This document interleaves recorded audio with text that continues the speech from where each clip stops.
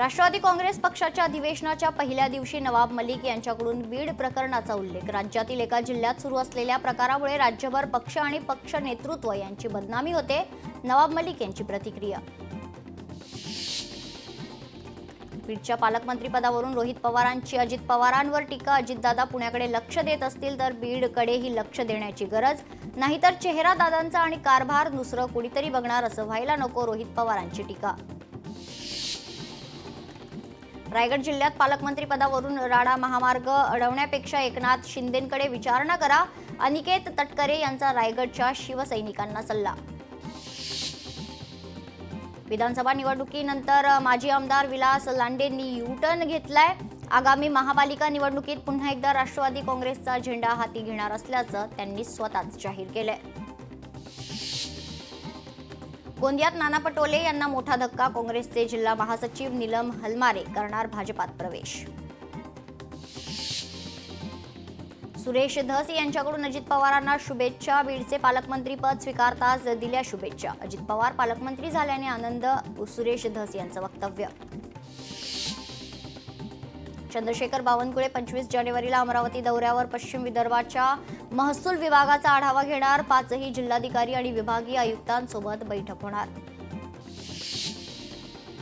राष्ट्रीय स्वयंसेवक संघाकडून भाजप मंत्र्यांचे बौद्धिक लोअर परळ येथील संघ मुख्यालयात बैठक। बडेजाव श्रीमंतीचे दर्शन नको, जनमानसातील सरकारची प्रतिमा जपावी, संघाची सूचना।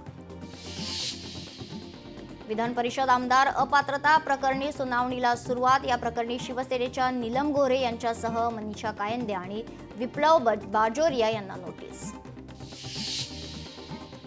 पुणे जिल्ह्यात शिक्षण आयुक्तांनी साधला विद्यार्थ्यांशी संवाद। शिक्षण आयुक्त सचिंद्र प्रताप सिंह यांच्याकडून पुणे जिल्ह्यातील शाळांना अचानक भेट। विजेच्या झटक्यानं खरं तर 15 वर्षीय मुलाचा मृत्यू झाला। मुलाच्या मृत्यूस महावितरण जबाबदार असल्याचं समोर आलंय। कुटुंबियांकडून उच्च न्यायालयात याचिका दाखल करण्यात आलेली आहे। महावितरण मंडप सोबतच प्रतिवादींना खंडपीठाची नोटीस देखील देण्यात आली आहे। घाटीतील सुपर स्पेशालिस्टचे 5 वर्षात तिसऱ्यांदा उद्घाटन झाले। पूर्णतेमुळे शिंदेंनी दिला होता उद्घाटनास नकार। प्रीमियर लीग क्रिकेट स्पर्धेची तयारी जोरात। विजय वडेट्टीवार फॅन्स क्लबच्या वतीनं स्पर्धेचं आयोजन। भारतीय संघाचे माजी कर्णधार मोहम्मद अझरुद्दीन यांच्या हस्ते सामन्यांचे उद्घाटन।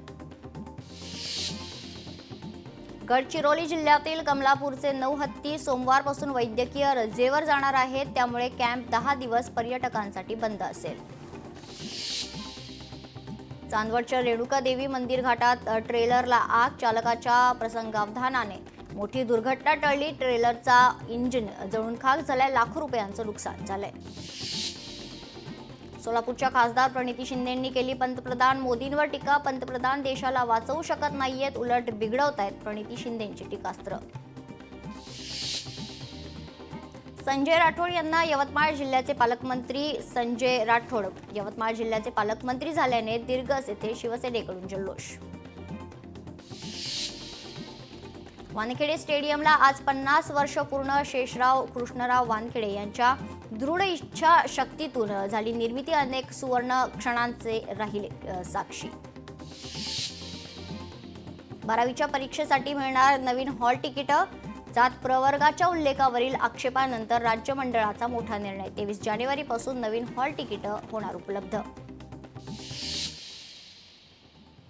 तब्बल 15% महागणार बेस्टची वीज। बेस्टच्या ग्राहकांना नव्या वर्षातच लाईट बिल जादा येणार। 3ही कंपन्यांचे नवे वीज दर मार्चमध्ये जाहीर होऊन एप्रिलमध्ये लागू होतील।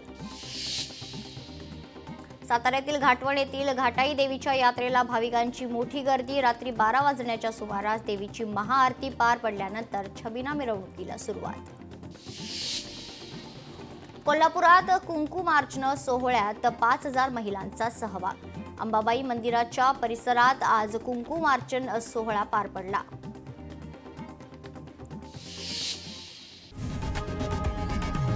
लोकशाही मराठी ऐका, पहा, जागरूक रहा।